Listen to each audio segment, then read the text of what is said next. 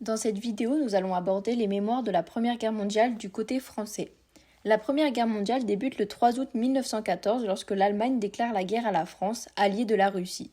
En quelques jours, les alliances se mettent en marche. La Première Guerre mondiale a entraîné plus de 21 millions de blessés et environ 18,6 millions de morts. En France, il y a eu 1,4 million de morts et disparus et 900 jeunes Français mouraient en moyenne chaque jour sur les champs de bataille. Si on explique souvent le déclenchement de la Première Guerre mondiale par l'assassinat de l'archiduc autrichien François Ferdinand à Sarajevo le 28 juin 1914, les causes sont en réalité plus nombreuses et complexes. Elles tiennent au fort sentiment nationaliste qui agite l'Europe à la poussée économique allemande et au jeu subtil des alliances diplomatiques. Depuis la fin du XIXe siècle, les peuples européens sont animés d'un fort sentiment nationaliste. En France, il est question de revanche contre l'Allemagne pour récupérer l'Alsace et la Lorraine. Dans les empires austro-hongrois et ottomans, les différentes populations revendiquent leur indépendance. Le nationalisme a joué un rôle dans le déclenchement de la guerre dans les régions des Balkans, mais aussi dans toute l'Europe. En parallèle, depuis l'unification de l'Allemagne en 1871, le pays a rattrapé son retard économique sur les grands États européens. Les dirigeants allemands veulent trouver de nouveaux débouchés pour leurs produits et obtenir des matières premières à moindre coût. Ils convoitent donc l'Afrique, chasse gardée française et anglaise. L'empereur Guillaume II tente de prendre le Maroc à la France en 1905 et en 1912, provoquant des conflits diplomatiques de plus en plus graves. Du côté de l'Est, l'Allemagne et l'Autriche-Hongrie sont inquiètes de la croissance d'un ennemi potentiel et puissant. En effet, bien que la Russie ait été confrontée à des troubles industriels massifs dans les années qui ont précédé la guerre, en 1914, elle possède déjà la plus grande armée du monde, avec une force aérienne de 360 avions et 16 dirigeables.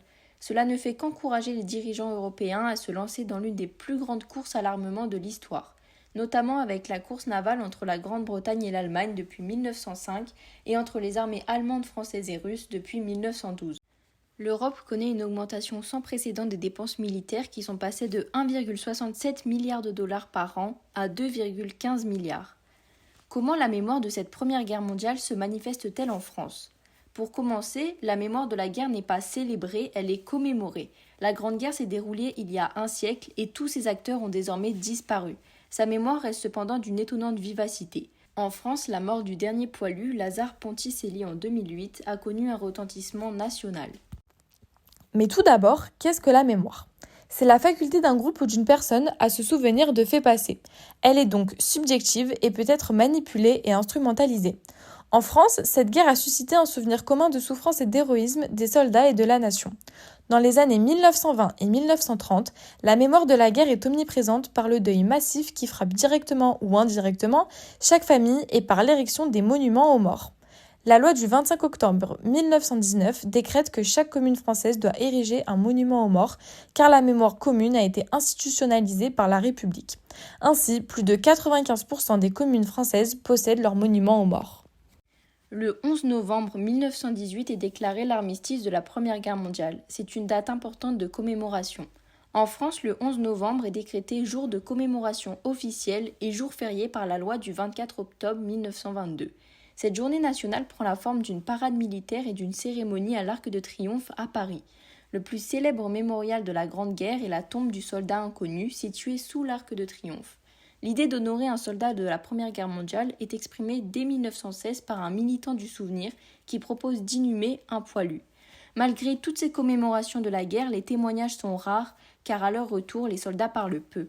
Leur mémoire est le plus souvent transmise par leurs écrits. C'est le cas de Pierre Lavielle, soldat dans l'artillerie. Il tenait des carnets quotidiennement, écrits dès son départ pour le front début août 1914 jusqu'au 31 décembre 1918. C'est un témoignage de l'histoire. Dans ses écrits, on retrouve les angoisses et les souffrances de la guerre.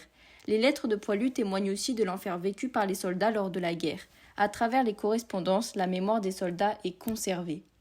À l'occasion du 100e anniversaire de la Première Guerre mondiale, la Direction des patrimoines de la mémoire des archives a souhaité mettre en avant et rendre accessibles les documents conservés par le ministère des Armées sur ce conflit. Les bases publiées ont une visée mémorielle, comme la base des Morts pour la France pendant la Première Guerre mondiale, qui rend hommage aux soldats qui ont tout sacrifié pour la défense de leur patrie. Plus de 1,3 million de militaires décédés au cours de la Grande Guerre et ayant obtenu la mention Morts pour la France figurent dans cette base de données. Le centenaire de la Grande Guerre a ravivé en France le souvenir d'un conflit qui a profondément marqué les sociétés au lendemain de l'armistice. En réalité, cette mémoire n'a jamais cessé d'irriguer les territoires français. Depuis plus d'un siècle, elle se construit et se reconstruit au fil du temps, à la mesure des histoires nationales et de la construction européenne.